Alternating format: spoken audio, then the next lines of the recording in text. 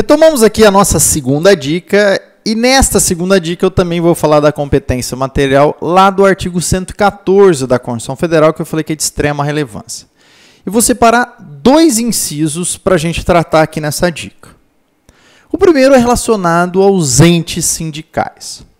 O artigo 114, no seu inciso 3, ele vem e fala que a Justiça do Trabalho tem competência para julgar as ações envolvendo os sindicatos.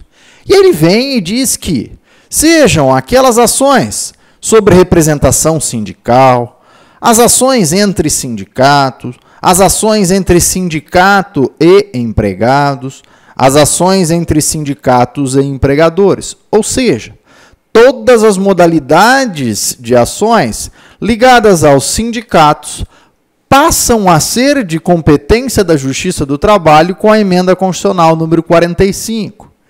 E aqui é importante nós destacarmos que, quando eu falo em todas as ações, eu estou falando naquelas ações intrasindicais, então discussões internas do sindicato, por exemplo, uma eleição sindical, uma discussão a respeito de um determinado ato do estatuto do sindicato, isto é de competência da Justiça do Trabalho, e também das ações intersindicais entre os sindicatos.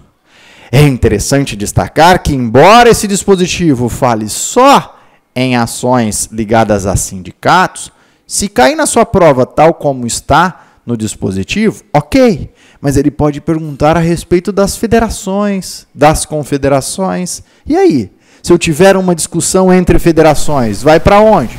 Vai para a Justiça do Trabalho. Também tem competência a Justiça do Trabalho.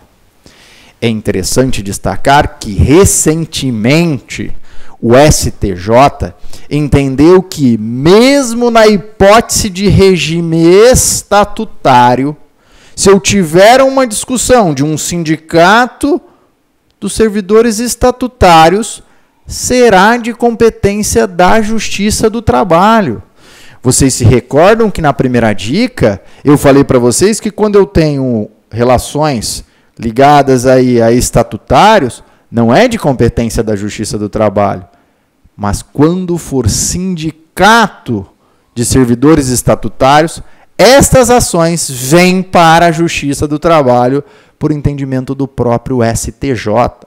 Mas, professor, por que você está falando do STJ? Porque quando nós temos um conflito de competência entre a Justiça do Trabalho e a Justiça Comum, quem julga é o STJ. Então, aí nós temos que seguir o entendimento do STJ, tá? Um outro inciso pertinente que nós temos do artigo 114, embora todos sejam importantes, mas aqui trazendo como dica, é o inciso 7º. E o inciso 7º fala que é de competência da Justiça do Trabalho todas as ações relativas às penalidades administrativas impostas aos empregadores pelos órgãos de fiscalização do trabalho. Com a emenda constitucional número 45, que alterou então esse artigo 114, todas essas penalidades dos empregadores, aí, quando decorrente da fiscalização do trabalho, são de competência do trabalho. Exemplifico para facilitar a sua memorização. É o caso, por exemplo, do Ministério do Trabalho ir numa determinada empresa e aplicar uma penalidade. Todas as discussões ligadas a esta multa serão de competência da Justiça do Trabalho. E quando eu digo todas, são todas. Se for entrar com mandado de segurança, porque o auditor for arbitrário, Justiça do Trabalho. Se eu vou entrar com uma ação para anular aquele auto de infração, Justiça do Trabalho. Se o empregador não pagar aquela multa e eu quero entrar com uma execução, então a União, tem lá uma certidão da dívida ativa da União, ela quer executar aquela multa decorrente daquela fiscalização. Onde vai executar? Justiça do Trabalho.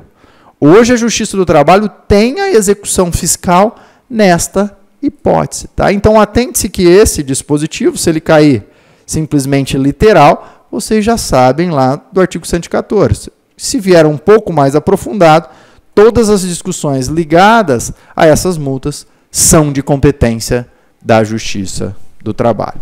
Ok?